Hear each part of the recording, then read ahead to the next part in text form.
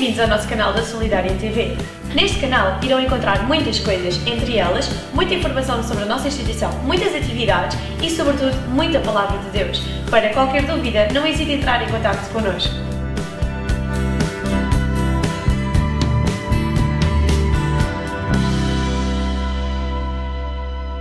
Jesus, amém. Amém? E queria ler Jeremias 17:9. É um verso que toda a gente conhece: enganoso é o coração mais de todas as coisas e perverso, quem o poderá conhecer? O problema é que muitas pessoas pensam que conhecem o seu próprio coração, ou pretendem conhecer o seu coração. Mas Jeremias faz isto como uma pergunta, como oráculo de Deus, dizer: enganoso afirma primeiramente que o coração é enganoso, tangentemente diz que o coração engana-nos, e engana-nos mais que todas as outras coisas. As pessoas têm a tendência para culpar outros das suas falhas.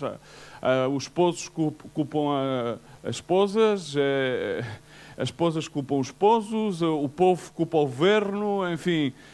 Há sempre um jogo de culpas que nasceu exatamente na natureza caída da desobediência de Adão e Eva, no jardim do Éden, e aí começa-se a jogar um jogo de culpas. Mas o jogo não é um jogo de culpas, mas sim um jogo de responsabilidade. Aí devemos nós começar a ser responsáveis por saber que o teu e o meu coração não se podem trocar. Eu tenho o meu coração, tu tens o teu coração. Então devemos ser responsáveis pelos nossos próprios corações. E o coração de cada um de nós pode ou não ser, mas definitivamente por força genética é enganoso, é perverso. E então faz a pergunta: quem poderá conhecer o seu próprio coração? Quem o poderá conhecer? E dá a resposta. Quando faz uma pergunta, dá a resposta, porque vejamos que não é Jeremias que está a falar, senão que é o Senhor através de Jeremias. E diz: eu, o Senhor, esquadrinho a mente. Significa a palavra de Deus, quando dizemos que a palavra de Deus é uma espada de dois gumes que penetra até o mais profundo do coração e que discerne os pensamentos. E aqui confirma a palavra de Deus: esquadrinho a mente, discerne os pensamentos, sei o que é que vai dentro. As pessoas dizem: não, eu penso com a mente. Sim, pensas com a mente, porque realmente pensas com o teu coração. E diz: e provo o coração, ponho à prova o coração, para dar a cada um, diz comigo, para dar a cada um conforme aos caminhos do outro. Não diz que segundo os seus próprios caminhos, diz.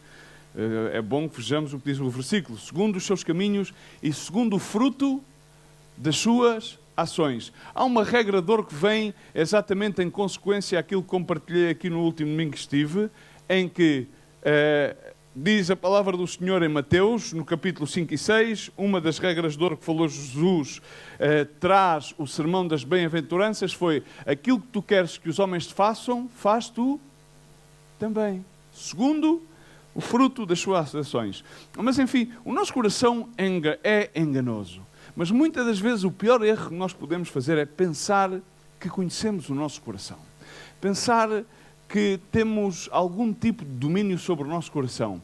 Mas aquilo que nós devemos entender é que o nosso coração tem uma grande capacidade para criar capas, máscaras, sentimentos, e disfarça-se com emoções perversas, conturbadas, muitas das vezes levam-nos a ações menos adequadas, a palavras menos adequadas, porque é exatamente isso que o coração faz.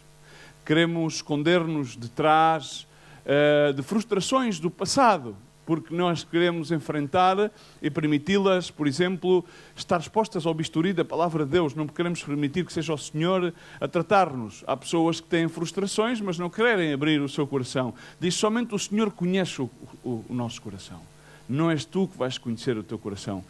Há um dito popular que diz: quem vê caras não vê corações. E assim é verdade. Quem vê caras não vê corações. Há o Provérbios 16:19 diz que o coração do homem propõe o seu caminho. Muitas vezes propomos muitas coisas.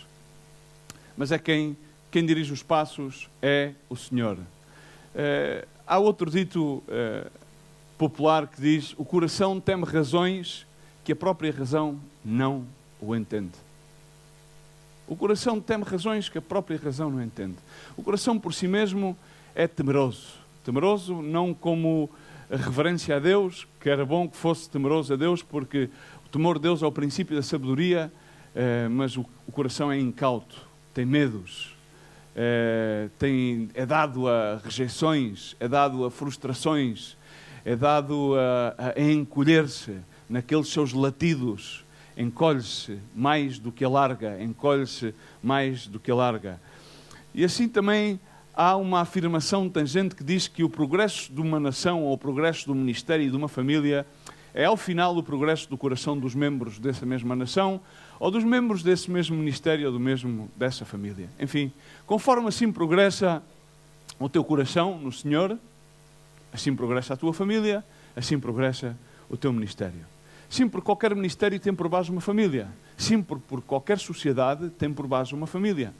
E se essa família não tem um coração que late de forma saudável, senão que é um coração que engana, então essa família não tem um progresso e esse ministério não tem um progresso frutífero.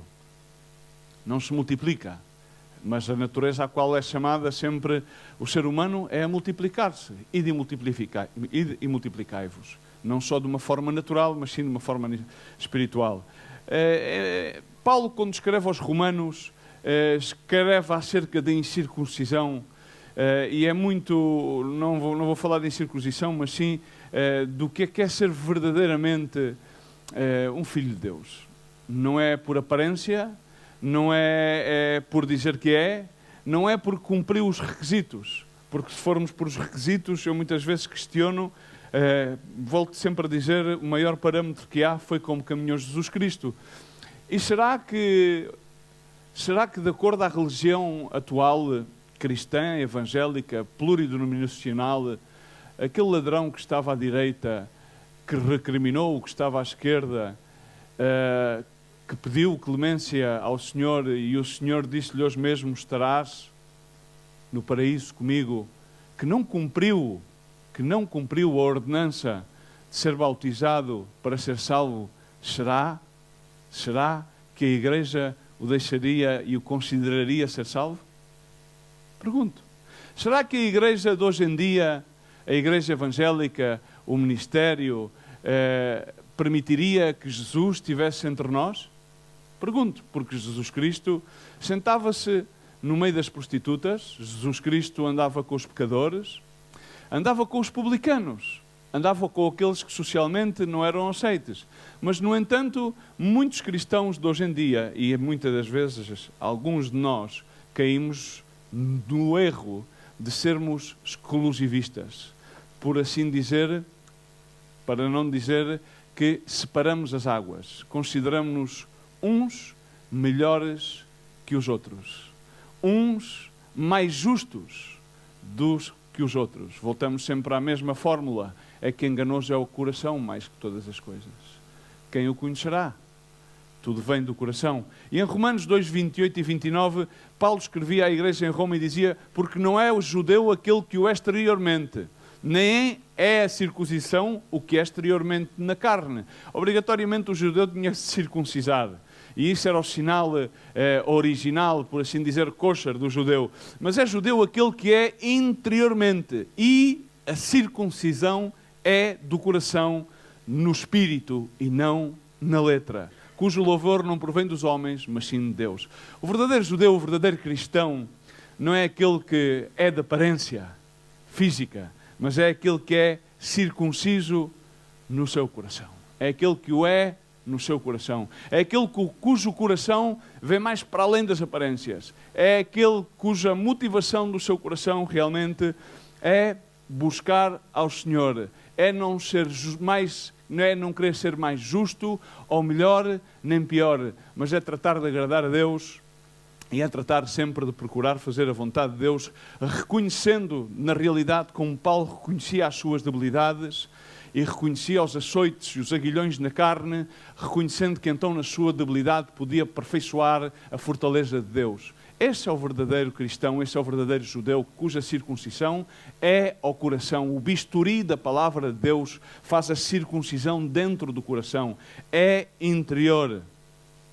E é sempre, como diz a palavra de Deus também em Provérbios 21:2, todo o caminho do homem é reto aos seus olhos. Por isso o coração trata de justificar as ações do homem, o coração trata de justificar os sentimentos do homem, porque se sente aceito, rejeitado, porque necessita de fazer isto ou aquilo para afirmar-se, porque necessita de alguma maneira, inclusive, de clonar-se noutros, para que dessa maneira tenha o domínio e não, ao contrário, ter o domínio de Deus, que é a sua sabedoria, que é primeiramente apassível, amável, benigna, que é exatamente a transparência do amor. É no dia a dia que o Senhor pesa os corações. Diz o provérbio: todo o caminho do homem é reto aos seus próprios olhos, mas o Senhor pesa os corações.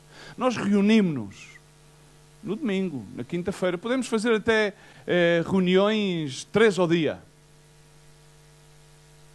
3 reuniões ao dia. Mas no dia a dia, como é que vamos pesar os corações? Como é que anda o coração?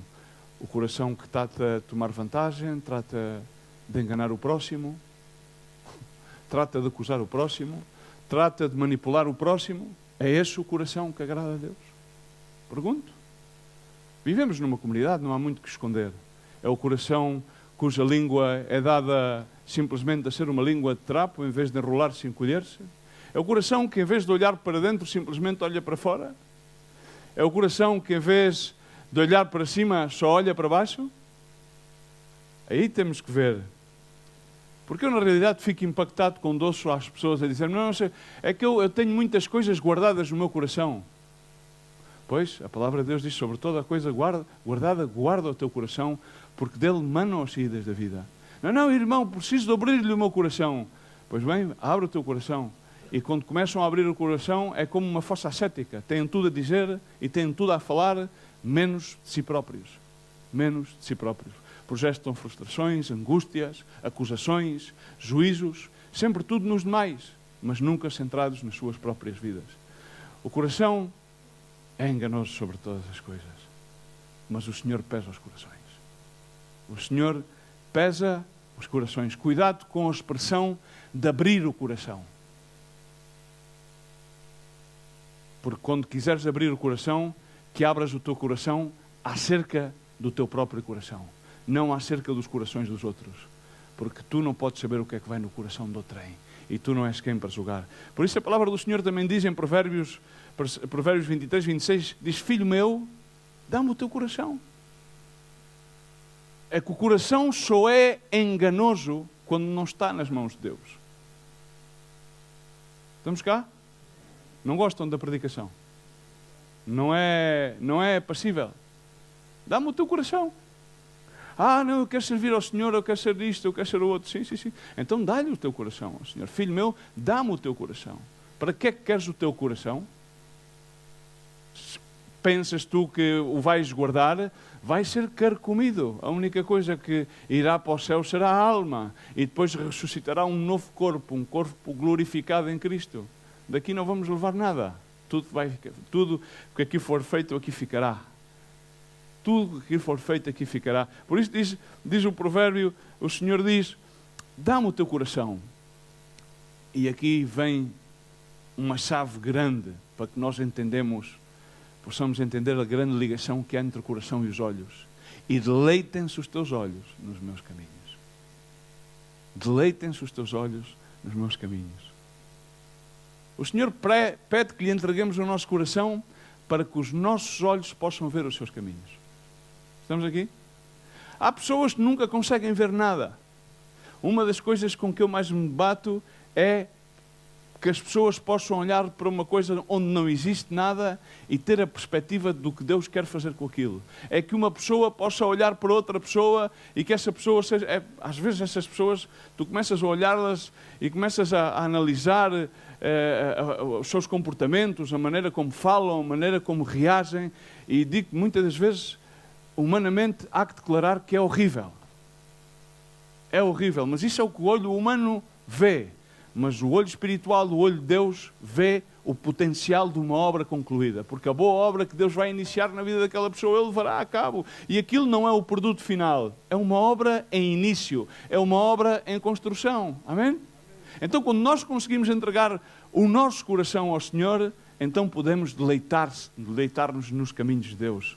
Então podemos ver a obra de Deus a ser consumada, embora ainda não esteja consumada, mas podemos vê-la consumada. Podemos olhar para uma pessoa e ver, sim, tem muitos defeitos, mas depois podemos ver em como aqueles mesmos defeitos que tinha Paulo passaram a ser virtudes nas mãos do Senhor.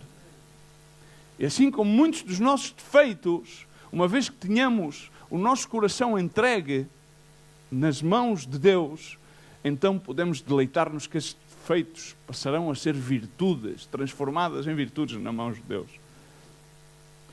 Um dos maiores problemas dos seres humanos é a autossuficiência. Todos queremos ser autossuficientes, todos queremos fazer. Ainda ontem disse umas palavras um bocadinho fora do além, um bocadinho, mas... E pus-me a pensar assim, mas às vezes faz falta o excesso. Às vezes faz falta que o martelo bata e retumbe com força, porque é necessário.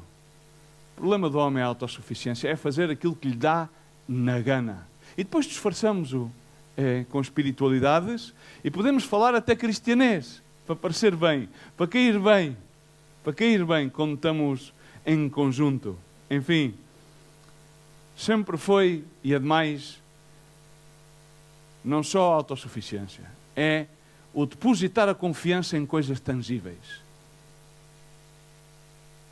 Coisas tangíveis, coisas que me possam produzir algum tipo de satisfação, algum tipo de gratificação. Coisas que são palpáveis, coisas que são factuais. Mas lamentavelmente,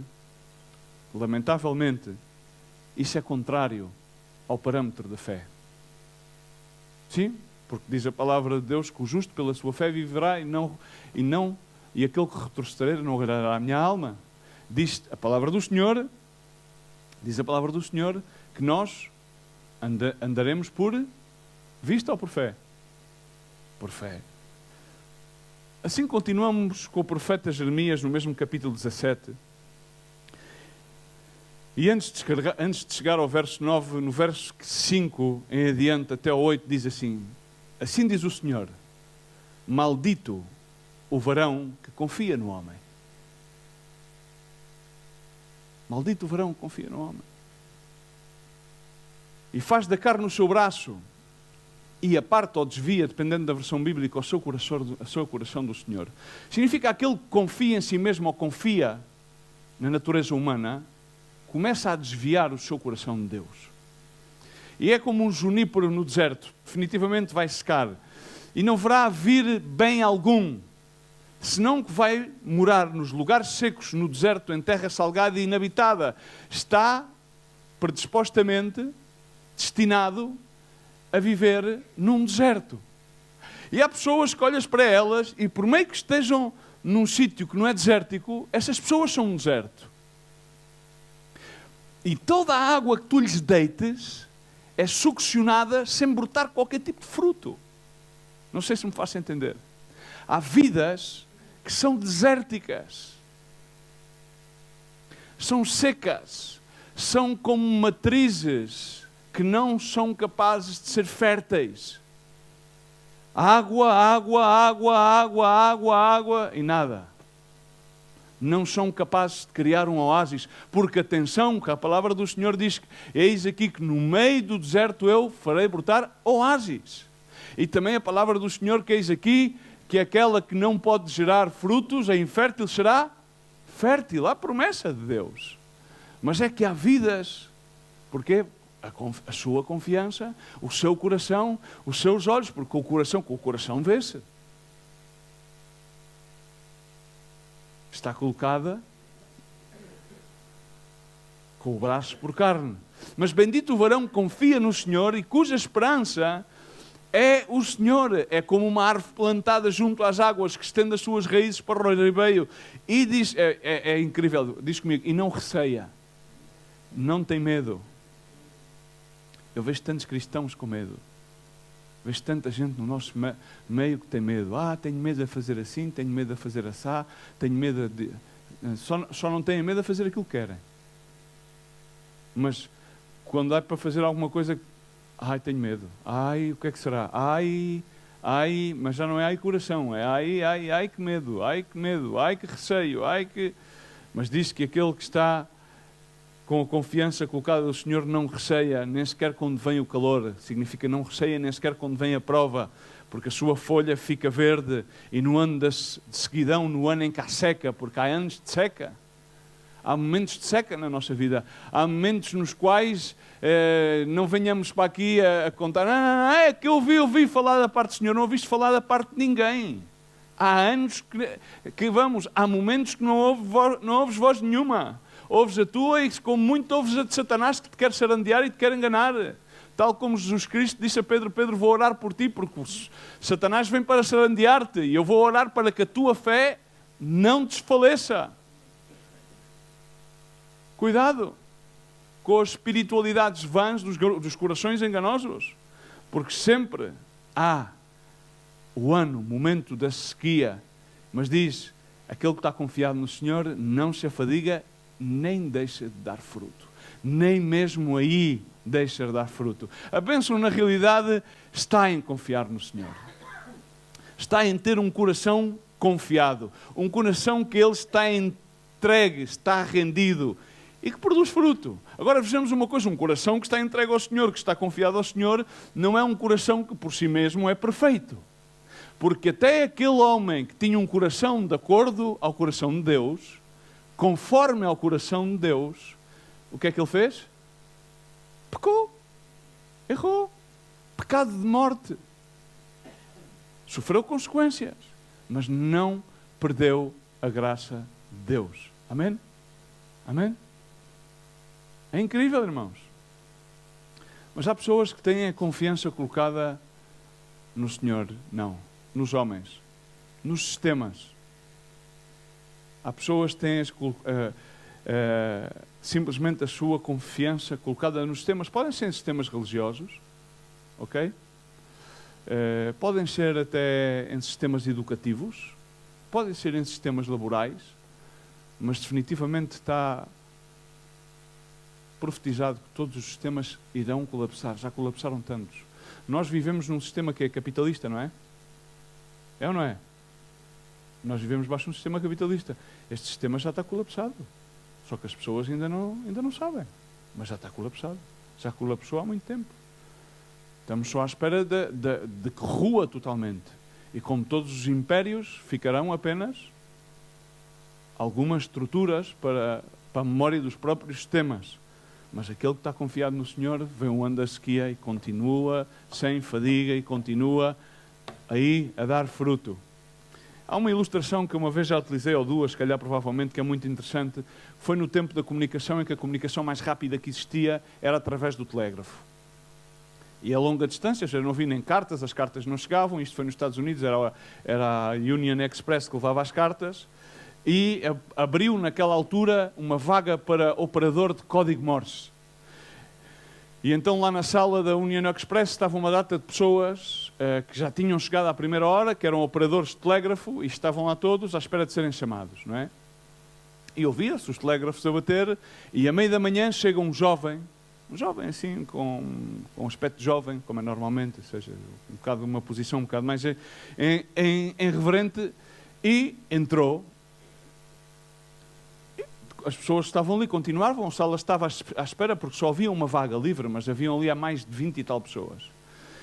E ouvia-se o telégrafo a bater e rapidamente, aquele jovem, não tinha passado nem 2 minutos, levanta-se e entra por uma porta do escritório e ficaram todos a olhar uns para os outros. Então o que é que se passa aqui? Reparam que eram todos operadores. E nisto o rapaz entra e assim que, passado nem 10 minutos, saiu, todo contente porque tinha sido contratado. Pá, os outros ficaram indignados. Então como é que é? A gente levamos aqui, fizemos bicha para entrar, viemos para aqui às 5h30 da manhã, isto são 11 da manhã, levamos aqui já até às 11 da manhã. Este rapaz chega aqui agora mesmo, nem há 3 minutos, já está contratado. Então os outros dizem, lamento muito, enquanto vocês estavam aí, talvez a comparar as vossas credenciais, a ver qual é que tinha sido a ordem de chegada para serem chamados, não ouviram aquilo que estava a dizer o telégrafo. O telégrafo dizia, assim que ouvir esta chamada para a vaga, entre. E estava sempre a bater a mesma mensagem, só que eles estavam tão entretidos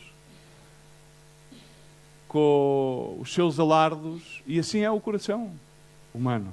entretém-se muito nos seus alardos, em comparar-se uns com os outros, em ver quem é que tira a carta de condução primeiro, em ver quem é que mais às vezes vai mais rápido, em ver quem é que vai para aqui, em ver quem é que vai para ali, a ver quem é que dá a volta a isto, em ver quem é que dá a volta àquilo, a ver quem é que passa mais tempo a rir no culto, a ver quem é que não sei o que mais, a ver o que é que o outro traz vestido, a ver o que é que o outro disse. E não se dá conta da mensagem que tem Deus para a vida deles. E os outros ficaram muito chateados porque não entenderam, porque a mensagem dizia: se entender esta mensagem, entre porque o lugar é seu. E o único que ouviu a mensagem foi aquele. Qual é que era a diferença daquele rapaz para os outros? Ele era mais perto, era mais preparado? Não. Ele tinha o seu coração focado numa coisa: eu preciso de arranjar um emprego. E assim que entrou ali, teve-se a marimbar para quem mais estava, ele estava atento. E como estava atento, ouviu. E um coração atento ouve e vê. Ouve e vê. Não foi o primeiro a chegar, definitivamente. Provavelmente haviam pessoas com mais qualificações, claro que sim. Provavelmente haviam pessoas muito mais bem vestidas, claro que sim. Provavelmente haviam pessoas que estavam-se a comparar umas com as outras, também claro que sim. Provavelmente haviam uns que estavam a evidenciar as qualificações, claro que sim. Provavelmente havia uns que estavam a discutir uns com os outros sobre quem é que possivelmente iria conseguir o trabalho. Claro que sim, como aqueles irmãos queriam ser entre uns e os outros, a ver quem é que era o melhor, como entre os próprios 12 discípulos estavam a ver quem é que seria o líder. Enfim, claro que sim, mas não ouviram. E assim aquele homem, aquele rapaz, aquele jovem, ouviu, entrou e ficou com o lugar. E assim muitos aqui, neste ministério, estão tão entretidos em tantas coisas, por muitos cultos que venham, por muitas mensagens que ouçam, por muitos livros cristianos que leiam, por muitas páginas web cristãs que vejam, não conseguem abarcar a verdadeira mensagem. Não conseguem. São como aquela palavra de Filipenses que diz que, como as de Jambres, estão continuamente a ouvir, mas nunca chegam ao entendimento da verdade. Nunca chegam ao conhecimento da verdade. Significa nunca chegam ao pleno conhecimento de Jesus Cristo. Ele é a mensagem. Ele é a esperança. Porque, claro, o que é que eles não têm guardado? O coração. Porque sobre toda a coisa guardada, guarda o coração. O coração é o que dá o rumo, o coração é o que dá o foco. E a única bênção, como lemos em Jeremias, a bênção está em confiar no Senhor. Não na nossa capacidade, não em comparar-nos com os outros, não em ver a capacidade dos outros em relação à nossa, não inclusive é vermos a nossa incapacidade, porque há muita gente que foca-se na sua incapacidade em relação à dos outros, e isso chama-se o maior pecado que há, é a autocomiseração. Coitadinho de mim, não é que eu sou assim e tal e pascual, mas estão a fazer um pecado de autocomiseração. Isso é o pior pecado que existe, porque é a maior revelação do orgulho humano, é a autocomiseração. Não, o orgulhoso não é aquele que chega e diz: não, eu sou bom a fazer isto e vou fazer isto. Não, esse tipo não é orgulhoso, esse tipo sabe as valências que tem, sabe o que é capaz de fazer, propõe-se a fazer e faz. Ponto. E o outro vai: pois, é que eu não sou assim, pois coitadinho de mim. Autocomiseração por orgulho. Não, o outro tem a valência que tem, sabe aquilo que tem, sabe aquilo que aprendeu, sabe aquilo que está disposto e vai e completa o trabalho que tem que fazer. Não, coitadinho de mim. Autocomiseração igual ao orgulho. Autoconfiança, autossuficiência, sentimentos de rejeição, sentimentos de comparação, são todos sentimentos enganosos que vêm do coração, que não está guardado, que não está entregue ao Senhor, que não tem o foco no Senhor. E que bom que tenhamos o foco no Senhor. Que bom que tenhamos o foco no Senhor. Simplesmente para irmos à história de Isaías, toda a gente a conhece, diz no ano em que morreu o rei Uzias, disse Isaías: eu vi o Senhor. Estão cá ainda? Bom dia. Agradável a mensagem. Não diz que tu podes tudo, não diz que tu és o melhor, não diz que Deus escolheu-te, que és a geração principal. Diz: o rei Uzias ouviu o Senhor porque estava sentado sobre um alto e sublime trono e as horas do seu manto enchiam o templo. Ao seu redor havia serafins, cada um tinha 6 asas, com 2 cobria o rosto e com 2 cobria os pés e com as 2 voava. E clamavam uns para os outros dizendo: Santo, Santo é o Senhor dos Exércitos, toda a terra está cheia da sua glória. E as bases de limiares moveram-se à sua voz que clamava e a casa se enchia de fumaça. Então eu disse: ai de mim, disse Isaías, digo eu, ai de mim. No verso 5, pois estou perdido. No capítulo 5 ele tinha dito uma data de ais, em relação aos demais. Ai deste, ai do outro, ai do não sei quantos. Agora aqui diz, ai de mim, que estou perdido. Porque sou um homem de lábios impuros, e habito no meio de um povo de lábios impuros. E os meus olhos viram o rei. Mas ele estava a trabalhar para um rei. Estamos aqui? E ele era profeta. Já era profeta. Estamos cá? Ele já estava na igreja, já era filho de pastor, ou já era não sei o quê. Mas só ali é que chegou a ver o rei. Quando morreu o seu rei físico, Uzias. Então voou para mim um dos serafins, trazendo na mão uma brasa viva que tirara do altar com uma tenaz, e com a brasa tocou-me a boca e disse: eis que isto tocou os teus lábios, e a tua iniquidade foi tirada e perdoada o teu pecado. Depois disto ouvi a voz do Senhor, dizia: a quem enviarei e quem irá por nós? Então disse: eis-me aqui, envia-me a mim. Disse, pois ele: vai e diz a este povo: ouvis de fato, muita audição, mas não entendeis. E vedes, até tens óculos e tudo. Em verdade, mas não percebes. E então diz no verso 10: engorda o coração deste povo e endurece-lhe os ouvidos e fecha-se-lhe os olhos, para que eles não vejam com os olhos e o ouçam com os ouvidos e entendam com o coração e se convertam e sejam sarados. Amém? Resumindo e concluindo, o rei Uzias tinha-se tornado, por assim dizer, um ponto pelo qual impedia que Isaías levasse a cabo o seu ministério como tinha que levar. De certa maneira que tivesse a intimidade e o conhecimento de Deus que tinha que ter. E foi quando o rei Uzias morre, e é interessante que Uzias é a contração do nome Azarias, que significa o Senhor é a minha força. Mas, no entanto, este rei, que era filho do rei Amazias, que reinou muito tempo, reinou à volta de 56 anos, que depois de Josafate foi um dos reis mais proeminentes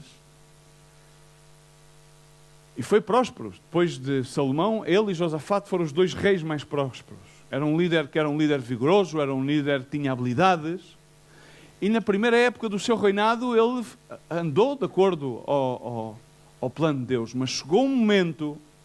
E isso está escrito, se vocês querem confirmar, em 2 de Reis 15:13 e 2 de Crónicas 26, 4 e 5. No fim do seu reino, em que o rei Uzias teve a audácia de entrar no lugar santo a queimar incenso. E então diz a palavra de Deus, porque ele já se tinha pensado: bom, já sou tão poderoso, agora já posso fazer o que quiser, já eu quero, posso e mando. E então diz que então Zacarias, o profeta, acompanhado de outros, disse-lhe que a ele não lhe tocava fazer aquilo. Disse, ele indignou-se porque ele na sua mão tinha um incensário e ele não podia queimar incenso. Somente os filhos de Arão o podiam fazer, somente os sacerdotes, os filhos de Arão o podiam fazer. E isto, o que é que isto manifesta? O que é que isto mostra? Mostra a nossa condição humana, o nosso coração, que chega ao ponto de confiar tanto nele mesmo, ou confiar naquelas pessoas que estão em lugares destacados, que pensemos que podemos fazer conforme queremos. Chegando ao ponto, inclusive, a desafiar as próprias leis divinas de Deus. Então, pois, prontamente, o que é que aconteceu? O rei Uzias faleceu. E quando o rei Uzias falece, e com este exemplo, Isaías aprendeu algo muito importante. Aprendeu que Uzias deu-lhe uma posição. E quando Uzias lhe deu uma posição como profeta, ele perdeu a visão. Se calhar aquele relógio devíamos pô-lo aqui para as pessoas verem. Melhor as horas. Quanto mais eu vir olhar para o relógio, eu tenho tempo, não tem problema.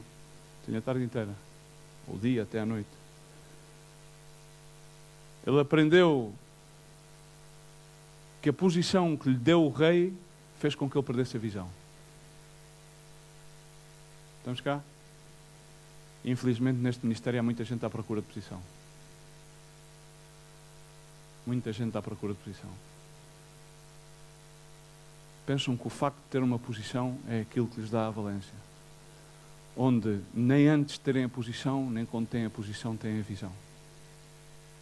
Porque confiam em si mesmos. Confiam numa estratégia de trepas. Trepas. Como é que vou trepar? Como é que vou fazer? Às vezes entristece-me muito o coração, porque às vezes parece que estamos no meio dos enredos da corte. Podíamos fazer a telenovela dos enredos da corte. Posição não é visão.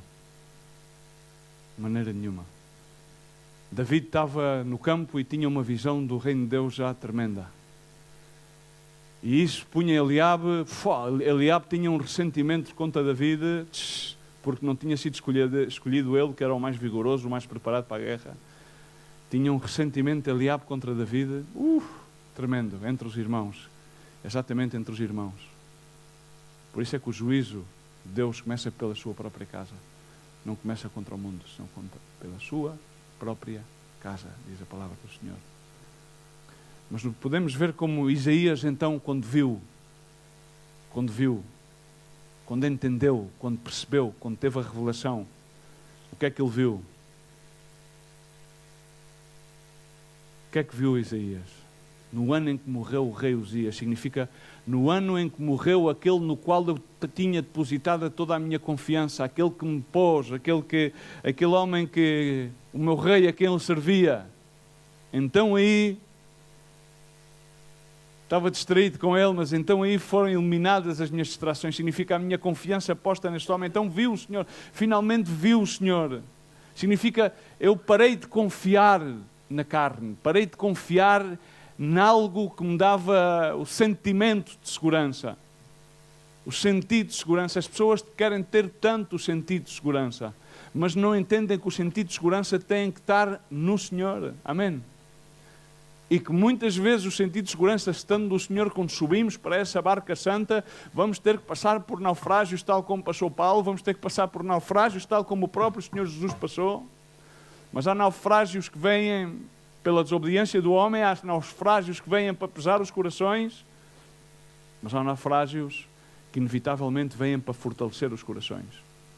Significa que quando eu parei de confiar na carne, eu vi o Senhor. Quando eu me deixei de focar naquilo que o homem podia fazer por mim e eu por ele, eu vi o Senhor. Jó, ao fim da sua provação, terminou por concluir e dizer: de ouvidos tinha ouvido, mas agora os meus olhos veem. E Jó era um varão perfeito. Ou seja, quando nós vemos o relato do livro de Jó, vemos como há uma conversação entre Deus com Satanás. E ele diz: tu vistes o meu servo Jó, que é perfeito e íntegro? E começam ali, não, deixa-me tocar.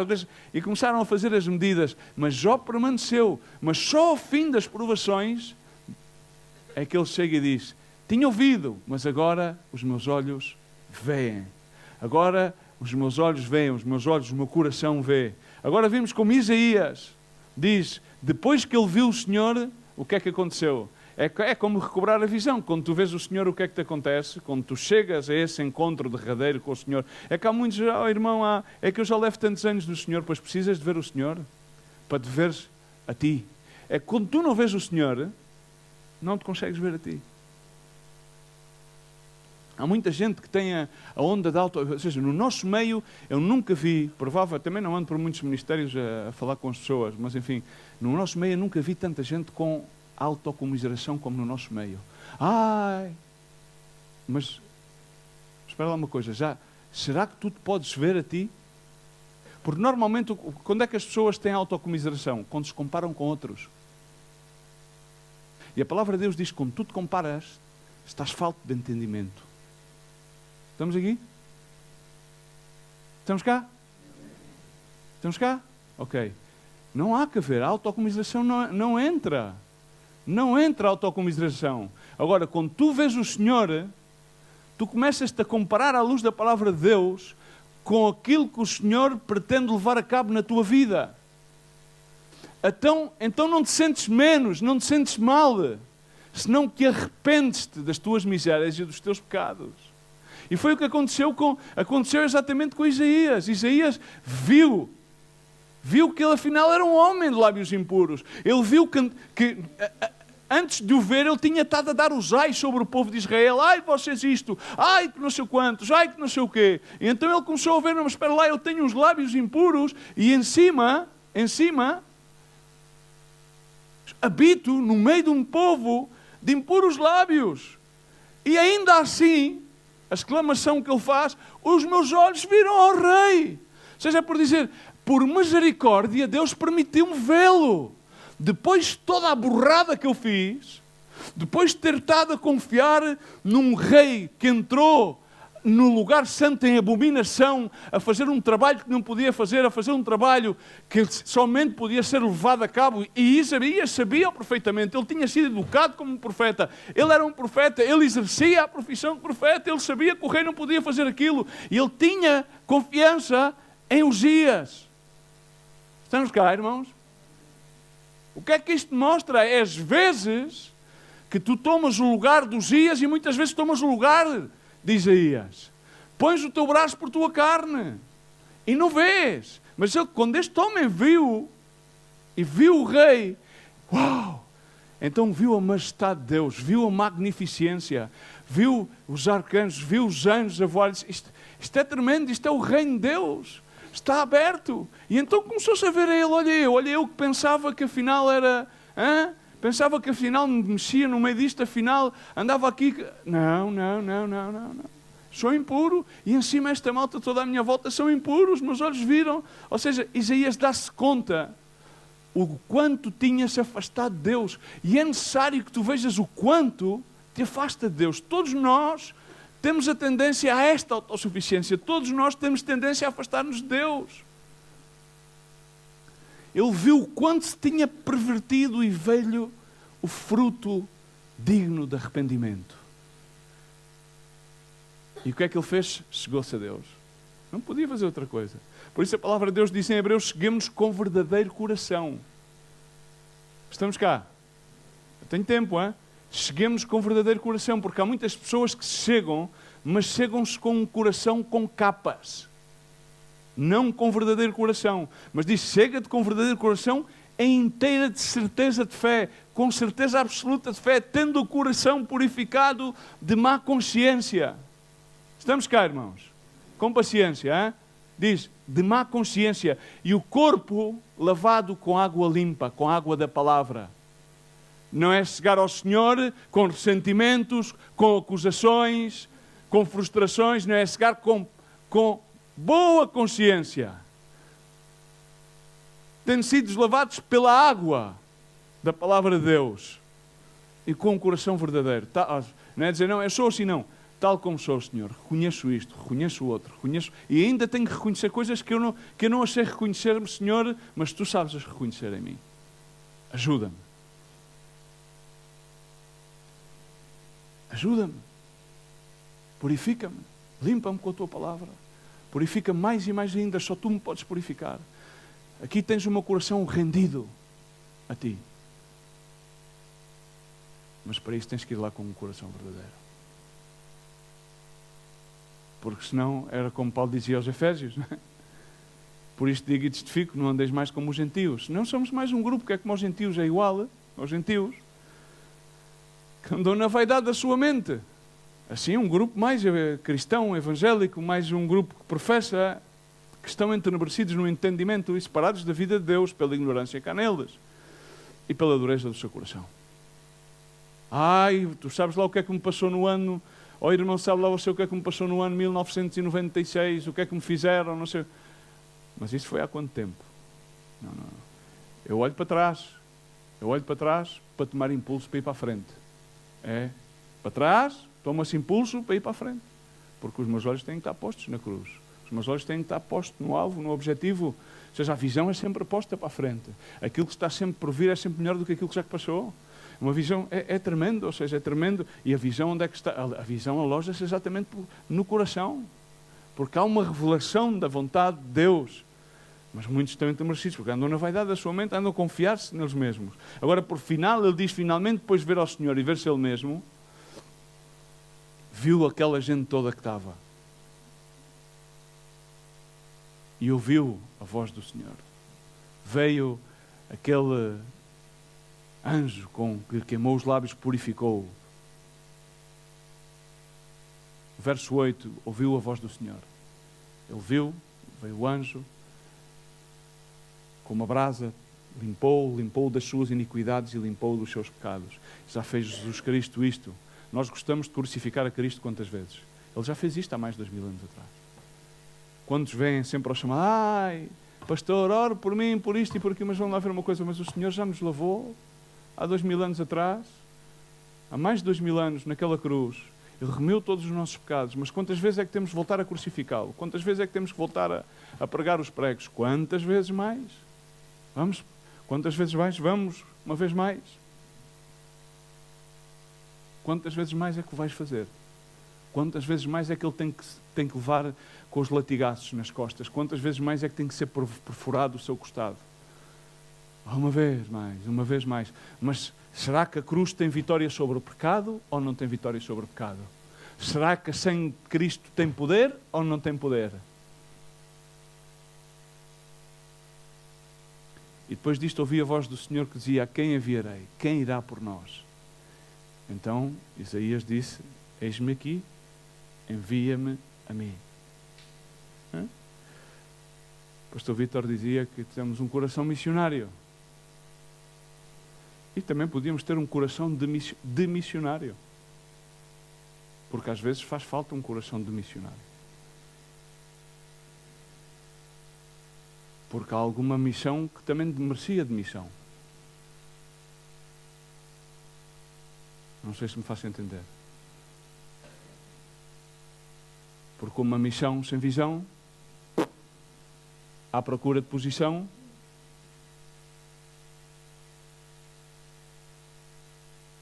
bom dia. Uma missão que não tem visão e procura a posição. Eu sou muito prático, sou convosco. Grande parte das pessoas querem a missão porque vão à procura da posição. Neste ministério chegamos ao ponto, porque a obra cresceu tanto e há tantas frentes de batalha, que missão é igual a posição. Há 20 e tal anos, uma pessoa saía de missionário, eis-me aqui, e não sabia onde é que ia. Às vezes não vais para um país e chegavas àquele país em stand-by, demoravas 4 dias a chegar àquele país e depois fazias mais não sei quantos quilómetros para ir para outro país, com a mala do alforje atrás e não sabias nem para a frente nem para trás. Carregar, descarregar, a vender a autocolantes, a fazer isto, o que fosse preciso. Não havia posição.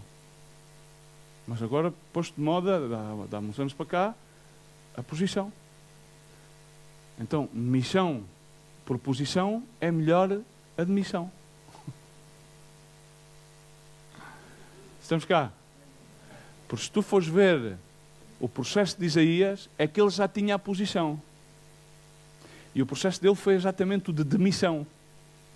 Praticamente ele está a assumir uma demissão da sua posição. Ele diz, não, eu sou um homem de lábios impuros. Significa aquilo que eu estou a fazer, afinal, estava totalmente errado. Agora, ainda assim, o Senhor foi tão bom e misericordioso que se mostrou à minha vida. E olha como eu sou. Afinal, é que ele tinha uma imagem errada dele. Ele pensava que era o maior e afinal não era. Afinal era um homem de lábios impuros e estava no meio de gente impura. E então é-lhe perdoado os seus pecados e a razão de tudo isto, de um processo de missionário, ele volta a ser um missionário. Ele diz, a quem enviarei? E ele disse, eis-me aqui, envia-me a mim, e eu levarei a tua glória às nações. E onde é que foi Isaías?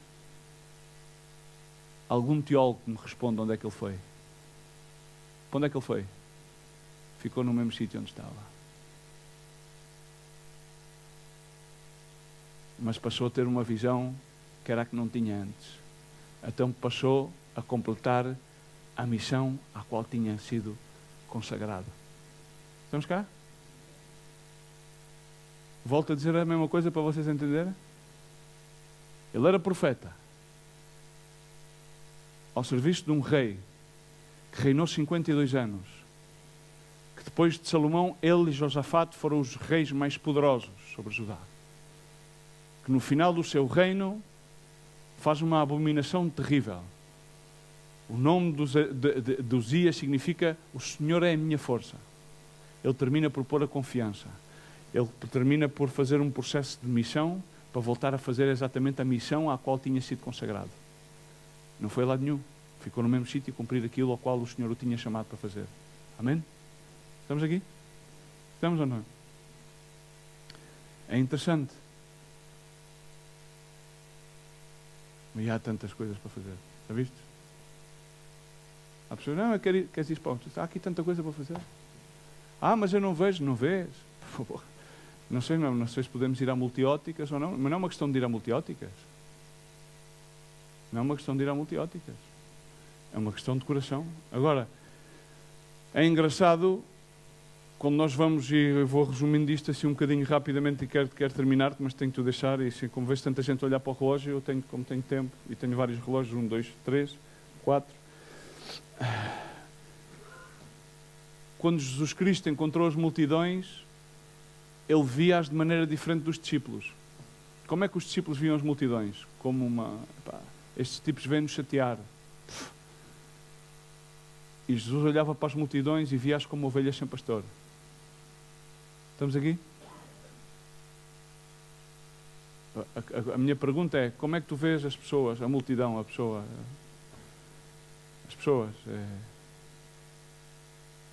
Tens a oportunidade para servir, sei lá, és capaz de descer do teu patamar e, sei lá, ires-lhes cozinhar, perguntar se precisam de qualquer coisa, uma coisa simples, ou seja, uma coisa banal da vida. Como é que é? Porque isto depois, quando a gente sai daqui para baixo, a vida continua, não é? A vida continua. Quando viram a multidão, os discípulos diziam, o Senhor, eles já te ouviram, agora manda-os para casa, despede-os, que venham para a sua casa. E é incrível como Jesus faz estas três afirmações perentórias. Diz-lhe, o que é que, dá-lhes vós de comer, o que é que vocês têm? Mas nós só temos 2 pães e tal, porque nem eram eles que tinham, quem tinha era um jovem que estava ali no meio, um miúdo. O que é que eles precisam? Olha, dá-lhe tudo de comer. Mas espera lá, então, mas tu não és um homem de fé? Não és uma mulher de fé? Afinal, tens fé a quem? No Bruno de Carvalho? No Cristiano Ronaldo? Ou na seleção portuguesa? Ou tens fé em Jesus Cristo? Vamos ser práticos. Ou tens fé na Remar? Se tens fé na Remar, estás apanhado. Não é?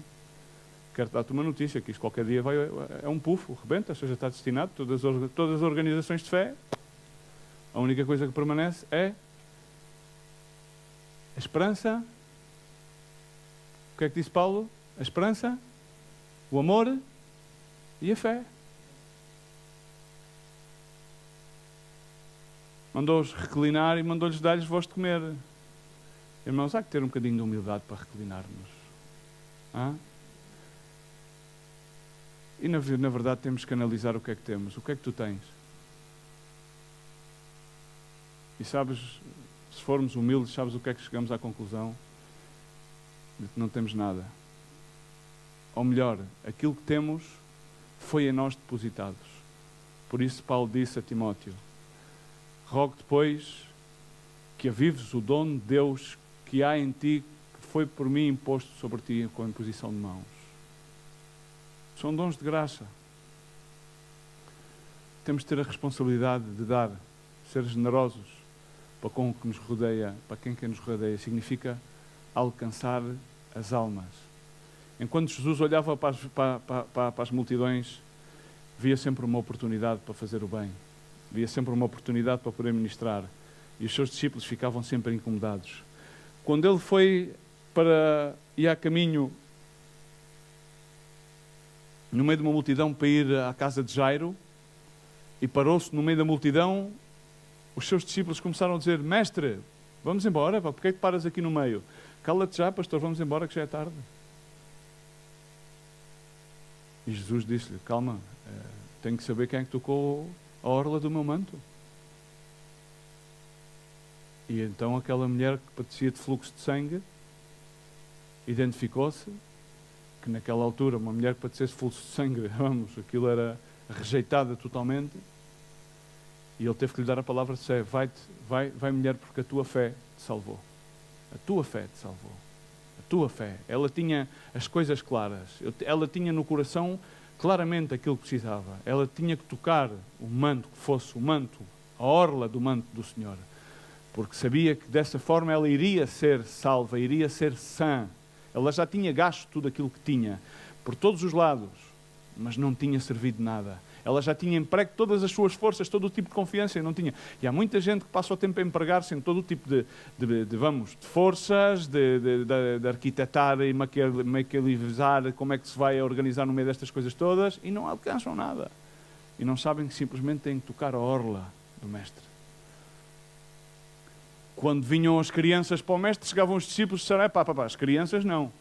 E Jesus disse-lhe: deixai que as crianças venham a mim, porque de tais é o reino dos céus. E os discípulos ficaram em Brasilina. Outra vez agora, já estamos agora com as crianças. Aqui mais uma seca com as crianças agora. Agora a pôr as crianças ao colo, orar por elas e não sei o que mais. Mais uma seca. E aqui não há YouTube, não há Facebook, não há não sei o quê, não há maneira de ir almoçar, não há maneira de ir jantar, não vamos ver o jogo do Mundial. Então aí estavam os discípulos. Mas não lhe diziam nada, né? Mas estavam a pensar isso lá. O coração estava... Ai, coração. Ai, coração. Mas sabes o que é que faziam os discípulos? Sabes o que é que eles aprenderam a fazer? Eu vou dizer o que é que eles aprenderam a fazer. Quando fizeram sinais e prodígios, vinham como uma moto. Ai, Senhor, fizemos, expulsámos, fizemos, não sei quanto. E depois, uma vez que Jesus Cristo ia a caminho com eles, ia a caminho de Jerusalém, tinham que passar por uma cidade, por uma aldeia, não era uma cidade, por uma cidade samaritana, e como tinham o aspecto, diz a palavra de Deus, como tinham o aspecto de quem ia para Jerusalém, e os samaritanos tinham inimizade total com os hebraicos, com os judeus, não os deixaram pousar. Então viram-se os discípulos e disseram logo, Tiago e João, ganda pintarolas, das irmãs, disseram: Senhor, queres que digamos que deixe fogo do céu e os queime, como fez Elias? Isto faz-te lembrar algum tipo de atitude? O que é que queres que eu faça? Vamos o fulminar? Vamos o... E foi o que aprenderam a fazer. Eram as máquinas. E Jesus olhou para eles e respondeu-lhes: vós não sabeis de que espírito sois. Estão cá, vocês? Sabem de que espírito são? Deus tem sempre um trabalho para fazer.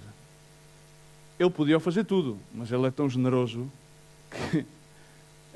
que escolhe mais o vil e o menos prezado para fazer esse trabalho. E há vagas abertas. Temos sítio, como aquele que estava lá à espera do trabalho, temos sítio para entrar. E o anúncio já foi publicado. Né? Jesus publicou um anúncio que foi muito simples. Disse: ide e fazei discípulos a todas as nações, batizando-os no nome do Pai, do Filho e do Espírito Santo, ensinando-os a guardar todas as coisas que eu vos mesmo tenho mandado. E eu estou convosco todos os dias até ao final dos tempos. Amém? Em Marcos diz de outra maneira, disse: ide por todo o mundo, pregai o Evangelho a toda a criatura, quem crer e for batizado será salvo, quem não crer será condenado. Amém? Tá. Agora, se tu ouves a mensagem e tens o teu coração rendido, recebes a aptidão. O mesmo aconteceu em Atos, quando foi derramado o poder do Espírito Santo. Ele disse: recebereis poder ao descer sobre vós o Espírito Santo, e ser-me-eis testemunha tanto em Jerusalém como em Judeia e Samaria e até aos confins da terra. Amém? Mas a minha pergunta é sempre a mesma e vai ser sempre a mesma. Mais um domingo, mais outro domingo, agora as famílias vão para casa, vão comer. que é que vocês vão ensinar aos vossos filhos, quais é que são as verdades que eles têm no coração, o que é que eles vão passar. Como é que isto se processa? Como é que isto se processa? O segredo é simples, está no coração. A revelação vem sempre pelo coração. Que salário, mas que benefícios é que temos? Vamos ter segurança social, vão-nos pagar? Muito simples. Diz que o Filho do Homem virá na glória do seu Pai com os seus anjos e então retribuirá a cada um segundo as suas obras. Esse é o salário. E diz que quem tem casa e abrigo e sustento, com isso esteja contente. Porque esse é o salário do obreiro. Amém? Amém? E diz que aquele que chega uma hora mais tarde, mesmo que tenha trabalhado menos horas de jornada, recebe o mesmo que começou a trabalhar à primeira hora, diz a palavra do Senhor. Amém? Está tudo escrito na Bíblia, irmãos. Esclarecidos? Quais é que são os benefícios? Simples, também está escrito na Bíblia. Os benefícios de trabalhar para Deus. O reino de Deus não consiste no comer nem no beber. É obviamente que a gente precisamos de comer, mas não consiste nisso. Porque há muitos que fazem de Deus o seu próprio ventre, significa a sua própria carne. E o Deus da gula, mas sim justiça, não a nossa, senão a Deus. Buscai primeiramente o reino de Deus e a sua justiça, na paz, na alegria, no Espírito Santo. E temos também uma coisa que se chama, não temos a seguradora do reino dos céus, não é como é que esta se chama? Não é a aliança seguradora, nem a aliança, nem a fidelidade, não é a seguradora do reino dos céus, que é eterna. É eterna. Temos uma segurança tremenda, em que todas as pessoas que aplicam para esse seguro vêm de todos os lados do mundo, não há diferença entre raças, entre cores, entre linhas de pensamento, e não são aqueles que são mais qualificados que recebem o prémio, não são aqueles que se vestem melhor que recebem o prémio, não são os mais preparados, não são aqueles que chegam primeiro, não são aqueles que têm mais habilidade, mas é aquele que ouve a sua voz e que rende o seu coração. Porque há muitos que pensam, por já ter chegado a um tempo e por terem um cartão que diz ministro do Evangelho, pastor, ou Felisberto, ou Felisberta, que isso garante-lhe as coisas e não nos garante absolutamente nada. Absolutamente nada. Mas a única coisa que garante é o escutar a sua voz e entender a sua voz. Significa aqueles que ouvem a minha palavra e cumprem a minha palavra. Porque podemos passar muito tempo a discutir e usar escrituras para justificar que estamos certos, que estamos equivocados, enquanto usando argumentos teológicos, usando inclusive a espada teológica, enquanto poderão passar muitas pessoas que passam o tempo a morrer e a irem para o inferno sem conhecerem Jesus. Acredito que passaram muitas pessoas e passam muitas pessoas por estas filatarias deste Ministério Remar, que continuam a ir para o inferno, porque muitas pessoas passam o tempo distraídas, sem impartir a vida cá em Jesus Cristo. Não faz falta ler a Bíblia. Se tu fores ver como Jesus ministrava, Jesus não ministrava 58 mil versículos. Jesus sentava-se com as pessoas e começava a falar com eles na sua própria linguagem. Com os do campo falava-lhes do campo, com os da pesca falava-lhes da pesca, com os outros falava-lhes com outra maneira e assim levava-lhes a salvação. Assim que no Salmo 24 e terminando, pergunta-se o salmista, quem é que subirá ao monte do Senhor? Quem é que estará no seu lugar santo? Quem é? A família do pastor Miguel. Os pastores. Os reverendos. É? Aquele que é limpo de mãos e puro de coração. Puro de coração é complicado, é?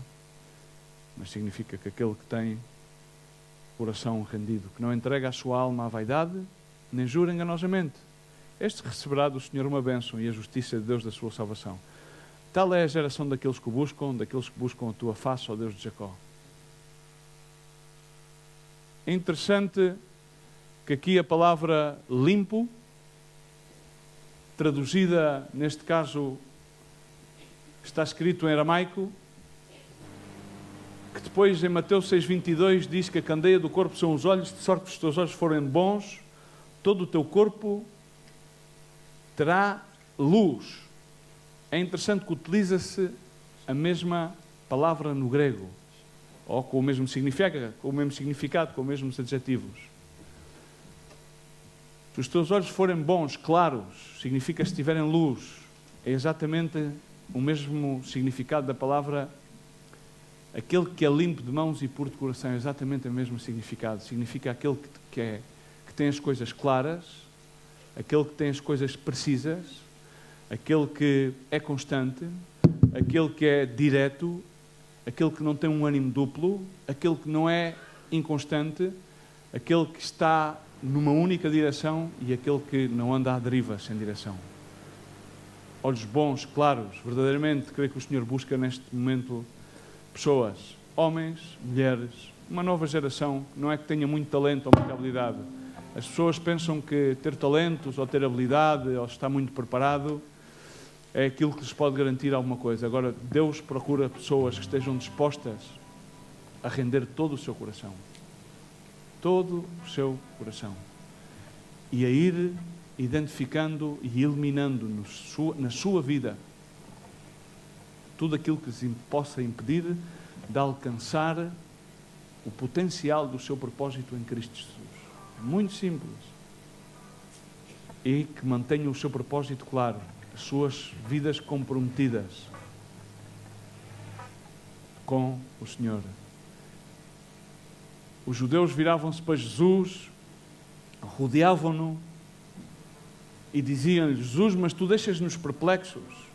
Se tu és Cristo, por que é que não nos dizes já de uma vez por todas abertamente? E Jesus respondia-lhe: mas eu já vos disse e vocês não acreditam. É por dizer na igreja: já estamos cansados de predicar-vos a um Cristo. É o mesmo Cristo, é este crucificado.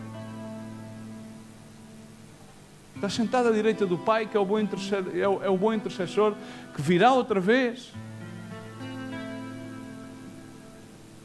Cansados? Pim, mas como Paulo dizia, não cansarei de dizer-vos as mesmas coisas, uma e outra vez. Mas ainda assim vocês não acreditam. E termina por Jesus dizer-lhes assim: vocês não acreditam porque não são as minhas ovelhas. Porque as minhas ovelhas ouvem a minha voz e eu as conheço e elas me seguem.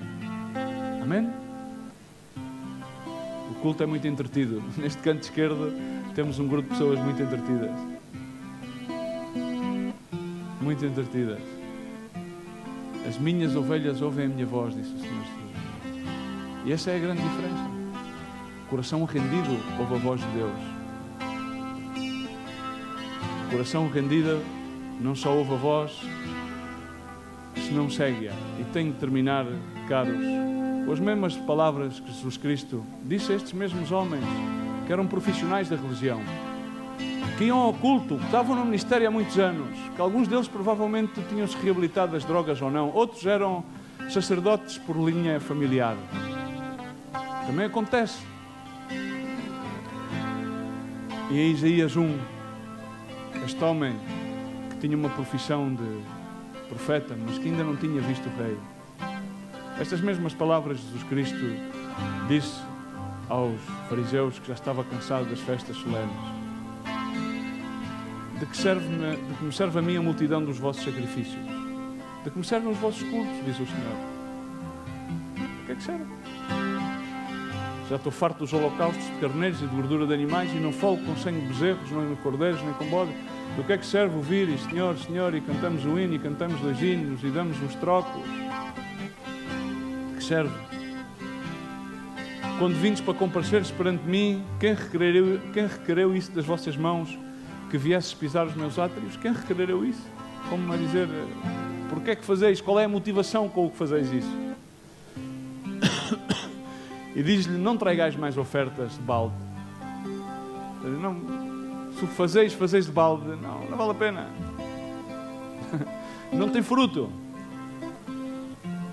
É como estás no deserto. Por muita água que te deites, vais absorver a água toda e ela não serve de nada, é um desperdício. Ademais, com o planeta como está, a água é preciosa. O incenso é para mim abominação. E também as vossas festas da lua nova e os sábados quer ao Shabat, o domingo do Senhor. E a convocação das congregações: não posso suportar iniquidade, nem mesmo um ajuntamento solene. Reparemos que aqui o Senhor chama iniquidade a estas coisas. A iniquidade não é a iniquidade que muitas vezes nós consideramos maldade, aquelas pessoas que fazem isto ou que fazem aquilo ou que cometem um erro, porque somos muito prontos a apontar: olha este que é isto, olha este que é aquilo, ai nós somos os puritanos. A maior iniquidade é congregar-te de balde, congregar-te sem convicção, congregaste sem visão, sem missão, sem um coração rendido, congregaste a brincar, congregaste por linhagem. As vossas festas, as vossas solenidades aborrecem a minha alma, já me são pesadas, estou cansado, estou hastiado de as sofrer, diz o Senhor. Pelo quanto estendeis as mãos, aleluia! Quando estendeis as mãos,